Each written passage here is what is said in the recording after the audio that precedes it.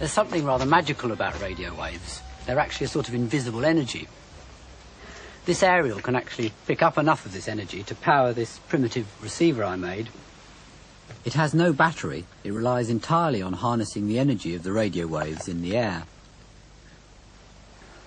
It's not very loud, so I'll have to put it straight on the microphone so you can hear it. I managed to pick up Radio Israel broadcasting from Jerusalem on it one night. Although there's something quite wonderful about this little thing, radio sets have been around for so long now that they've become rather ordinary, unglamorous contraptions. And even the electronics inside now look rather familiar. In this programme, I'm going to look at how these mysterious radio waves were discovered and how radio receivers managed to pick them up. Creating radio waves is actually very simple. Any electric spark emits them. Each of these sparks is sending out radio waves. You hear them on the radio as interference. That's why lightning makes radios crackle, and even the tiny spark inside a light switch is enough to produce a little pop.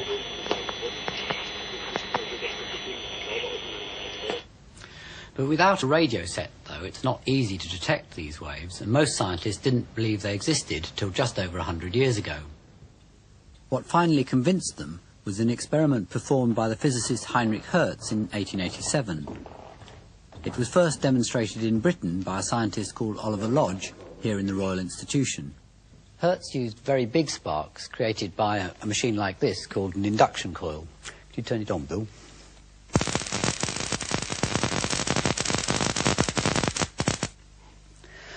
This was connected to these metal plates with another spark gap in the middle, and this acted as a sort of aerial. This was Hertz's receiver. It's simply a loop of copper wire. Well, the big spark creates radio waves with enough energy to make a tiny spark jump across the gap between these balls in the receiver when they're held very close together. So, if I hold these in position. Okay, Bill.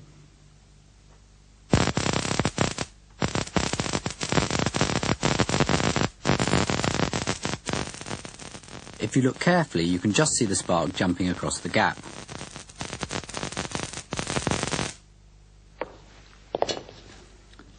These sparks are so tiny that Hertz had to let his eyes get accustomed to the dark for 15 minutes and then watch the sparks through a magnifying glass. His apparatus only had a range of a few meters, and he had no interest in finding any practical uses for it. The first person to use radio waves for signalling was Guglielmo Marconi. Marconi had been a difficult child. His mother was a Jameson from the Irish whiskey distillers who had run away to Italy to be an opera singer and married an Italian landowner. She quickly got bored on his estate. There's not much going on here. I think we'll go for a little jaunt. The infant Marconi spent much of his childhood being dragged round Europe by his mother. Where are we going, Mama? Barcelona, or perhaps Boulogne. Iatti colorati, la la la la la, colorati, la la la la la. He showed little interest at school and constantly irritated his father with ridiculous scientific experiments. Cos'è? Eccoci. Eccola. Vamos! You break my plate. I smash your face. Shortly after failing to get into university, he happened to read an article about Hertz's work. Oh! Hey. He immediately started obsessively experimenting and had soon managed to transmit the signals over a mile. Still aged only 20, he arrived in England to try and sell his ideas.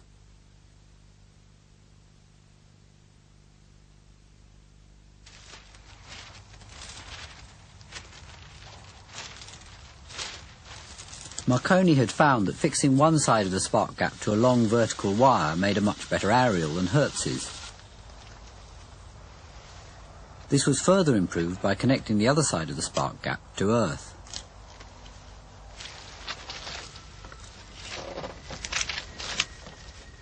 Apart from that, the transmitter was basically the same as Hertz's.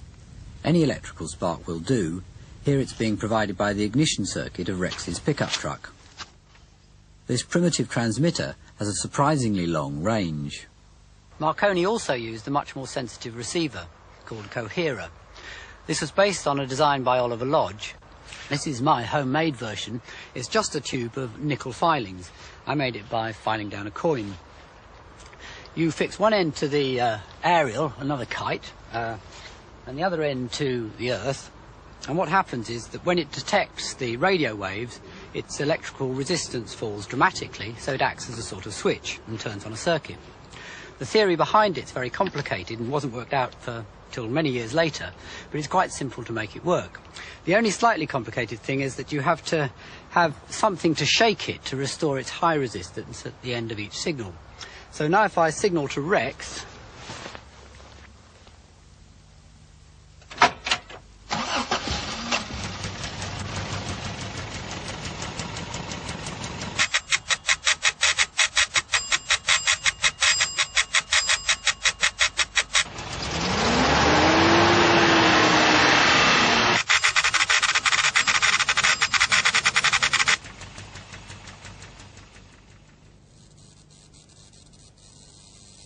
this is Marconi's original equipment that he brought to England with him. This is his transmitter with an induction coil like Hertz's and these balls that concentrated the energy of the spark. One end would have been connected to the aerial. This is his receiver.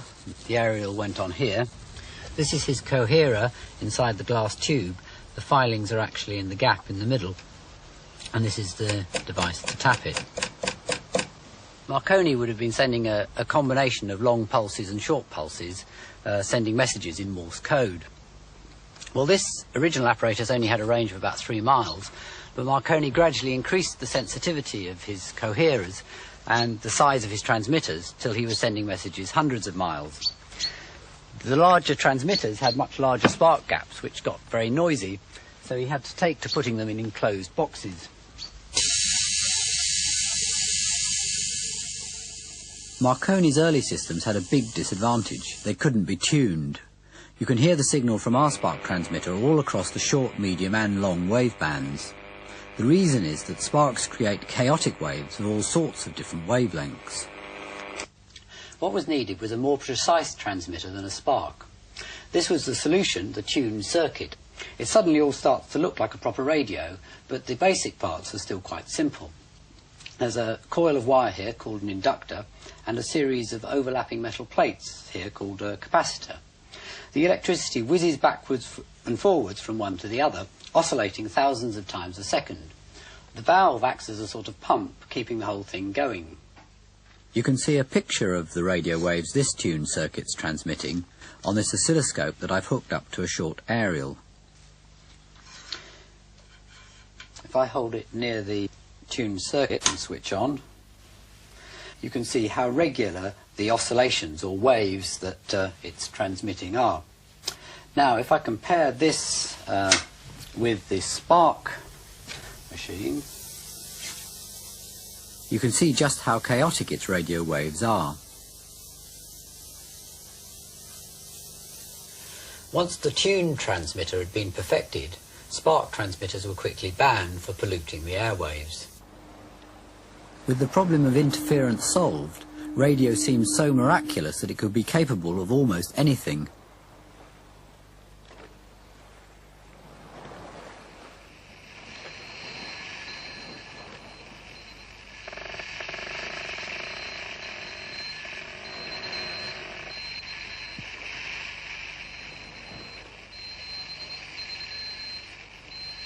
Early radios did still have one limitation. They couldn't transmit speech, only the simple pulses of Morse code. Morse code's still used for messages on the shortwave band, and pulse codes are also used for radio-controlled models.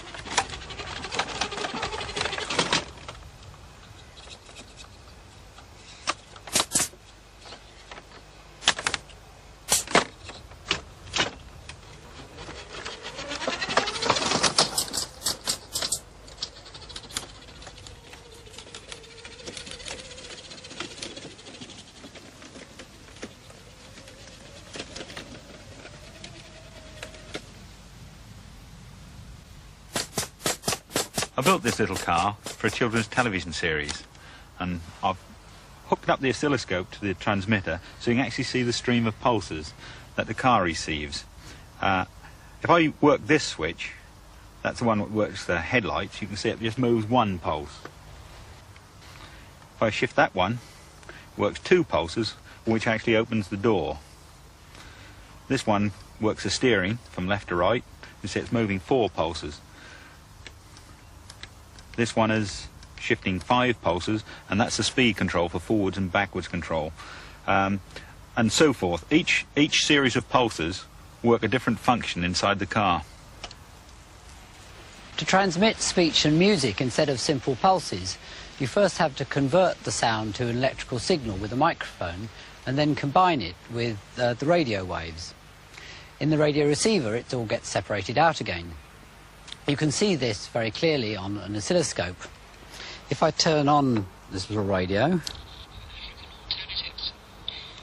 and I now plug the oscilloscope in to the loudspeaker, it's a bit large, this is giving a picture of the sound signal, and you can see it roughly matches the sound that's coming out of the loudspeaker. Now if I plug it in further back on the circuit, this is the sound signal combined with the radio waves. You can see the peaks still roughly match the sound that it's making, and the radio waves are actually going rapidly up and down in the middle. Now if I stretch this out a bit, these are the actual radio waves, and you can see what's happening is that the sound is constantly changing their size or their amplitude. And that's why this is called amplitude modulation, or AM radio. The man who designed much of the practical circuitry for AM radio was an American called Edwin Howard Armstrong. While in France during World War I, he invented the superhet circuit, which has been used ever since. He then sold a patent to RCA back in America. I have an appointment to see Mr. Sarnoff. Oh, Mrs. Sarnoff's expecting you, Mr. Armstrong. Thanks. You're welcome. He became a millionaire overnight and fell in love with the chairman's secretary. How about you come for a spin in my motor? Okay. Pop in there. Oh, it sure is a big one. He bought a huge Hispano Suiza and climbed his tallest aerial to impress her. They were married soon afterwards. Will you marry me? Oh, Howard, my hero. The fundamental principles of radio have remained unchanged. This is the BBC transmitter at Brookman's Park, broadcasting medium-wave radio to southeast England. Inside, the engineers have restored the BBC's very first transmitter, built by the Marconi Company in about 1920. This end of it actually creates the radio waves, and this end of it combines them with the sound signal, the amplitude modulation. It's basically a series of giant tuned circuits with the valves, the coils of wire of the inductors, and the overlapping metal plates of the capacitors. Well, this generates about 2 kilowatts. This may sound a lot, but this modern transmitter is rated 150 kilowatts, and it's all much more sophisticated. This one's actually broadcasting Radio 3 on AM all over southeast England.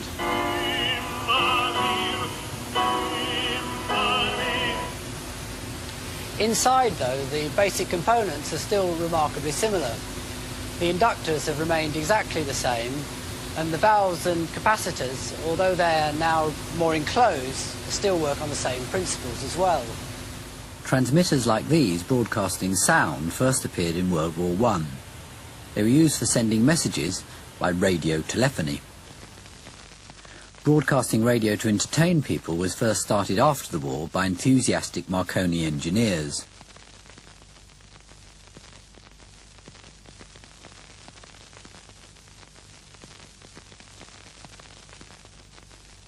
The BBC was then set up by the government in 1922, and listening to the radio rapidly became very popular.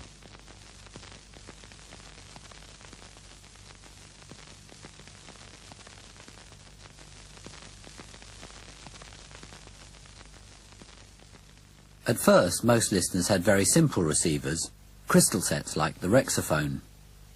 They needed enormous aerials because, like my radio at the start of the programme, they had no battery and relied entirely on the energy of the radio waves in the air. Looked back on the literature they'd been taught in these academic institutions, they found it wasn't really their literature.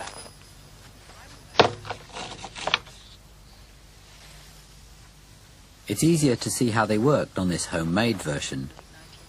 Instead of a coherer, it has a lump of crystal and a fine wire called the cat's whisker. The electricity will only flow one way through the contact between the wire and the crystal, and this has the effect of separating out the sound from the radio waves. Like the coherer, the theory behind the cat's whisker is very complicated, but it's quite simple to make it work. The imperfect contact between teeth and fillings can occasionally have the same effect, causing a few unfortunate people to hear the radio inside their head all the time. This is the modern equivalent of the cat's whisker, the germanium diode. If I put it under a magnifying glass, you can see it's an enclosed version of the same thing. You can see the whisker just touching the lump of germanium. The primitive radio I had at the beginning of the programme worked with one of these, and in fact most modern transistor radios still use them as well. Much of the radio set's evolution has been preserved by Gerald Wells at the Vintage Wireless Museum. If you wanted something better than a crystal set, what sort of thing would you have had? Well, you could have had something like this, which is 3 separate units, hence it was called a wireless or radio set, because it was a set of parts. It would have consisted of a tune circuit, an RF amplifier, a detector stage, and a power output stage. And that would have got you most of the local stations with earphones or a modest loudspeaker. What happened after that was the next stage? Well, the next stage, they decided to stick it all in one box to make it less wires and to make it neater. This was a bit more elaborate as well. More stations were coming onto the airwaves, so more elaborate tuning was needed. So they brought in series parallel switching for your aerials and tune circuits, variable condenser and reaction condenser, an RF stage to amplify the signal, a detector stage to take the place of the old-fashioned cat's whisker, and 2 stages of LF amplification. That would be quite an elaborate set, but you could, by moving these bars around, do away with those stages and listen with earphones on there and save a lot of battery power. Oh, I see. When did they start enclosing all the working parts of the radios? Well, certainly by the mid-20s, when they decided that this wasn't really very nice in the living room, and so they started building it into familiar objects, like the medicine chest, for instance, where it could be easily disguised, and that wouldn't disgrace any respectable home. What other shapes? Well, the most famous of all, of course, is the smoker's cabinet. Every home had a smoker's cabinet. You'd have your pipe racks and the bits at the top. Smoking was big industry. You'd have your drawer at the bottom, where you'd have your pipe cleaners, your matches and your tobacco, and it would all fold away and look quite innocent. It didn't scream wireless at you. Of course, all these early radios were powered by batteries, weren't they? Well, yes, there was very little electricity around, and the early radios required a 2-volt accumulator, sometimes 4 or 6, but usually 2, which had to be charged up every week, so that meant you had 2 of them, one being charged, one in use, and you'd need a high-tension battery, you'd need a grid bias battery. The grid bias battery lasted about a year and cost 9p. That would last about 3 months and cost you 7 and 6p. So it was all quite expensive then? It was an expensive business, and it took a lot of rigging up. You had to have an elaborate aerial and earth system, and all the bother of getting your accumulator charged every week. Admitted it was only footmas and reasonably cheap, but it did mean you had to be careful. You had about 20 hours listening a week. So that when you went to your radio shop, there was usually a Radio Times provided on the counter. That saved you buying one. And with the aid of their Bakelite fountain pen and a pad, you could make notes of what was worth listening to during the following week. So you could pick your programmes and plan your meals around the wireless set. You didn't just hear it, you actually sat down and listened to it and gave it all your attention. You had to, it cost you so much to rig up. And, of course, when you came in with your accumulator every week, there was all the other old tabbers and rat bags in there changing the accumulators as well, and you would discuss the programmes. So the reputation of wireless programmes was made and lost in a wireless shop. By the 30s, the appearance of radios had started to change dramatically with the introduction of the new material Bakelite. Pioneered in Britain by the Echo Company, this could be moulded to almost any shape. Its one drawback was that it was easily breakable. See these two portable radios? Well, watch this. Let her go, Betsy. Sorry, friend, you old-style portables have to go. But look at our new RCA Victor portable radio. Came through without a chip. RCA Victor's non-breakable impact case means no chipping, no cracking, no breaking. And hear that tone. It's RCA Victor's great golden throat sound. See the world's only portables with the non-breakable impact case as low as $27.95 at your RCA Victor dealers. The biggest change in broadcast radio since the war has been the introduction of FM. The great advantage is that it's much less susceptible to interference. The spark, which drowns out AM radio, is hardly audible on FM. Mr. Thatcher, why should use the phrase guerrilla warfare? Because there are... FM stands for frequency modulation. The principle behind it is really quite simple. Instead of the sound altering the amplitude of the radio waves, as in AM, it alters their frequency.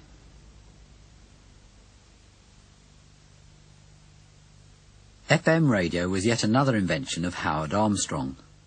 He started work in the early 30s with a missionary zeal to produce true hi-fi radio. After encouraging tests with RCA, the company suddenly pulled out. Sarnoff! Well, why have you cancelled my project? Get off my back. Hi-fi radio is the thing of the future.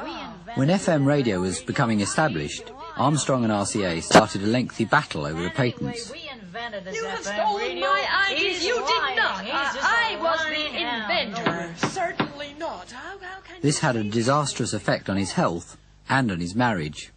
I've had such a terrible day. By the way, I'm leaving. This is the last straw.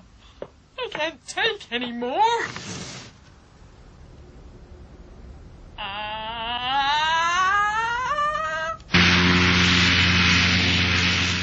FM has now become firmly established and is invaluable for radio communications as well as for broadcasting. When I fly my little aircraft, I use radio. I personally wouldn't fly without one. This enables me to keep in touch with air traffic control and other air users, and also airfields, to tell them of your intentions. And if you do happen to get lost, air traffic control can help you find your way. And it also, as a navigational radio, I can tune in to various fixed beacons throughout the country, and I can fly directly to and from these beacons. And that helps immensely to find your way around the country. Domestic radios have also become much more sophisticated. Many now have automatic push-button tuning, and the sound quality can be very impressive, particularly in stereo FM. But despite this improvement, radio has really been eclipsed by television and other modern marvels, and radio sets aren't the important prized possessions they once were. In fact, the whole idea of a separate radio set is rather disappearing. Radios now tend to be combined with cassette tape recorders or alarm clocks or hi-fi systems. Radio is so taken for granted today, it's hard to think of it as magical anymore, but I hope in this programme I've managed to persuade you that it still is.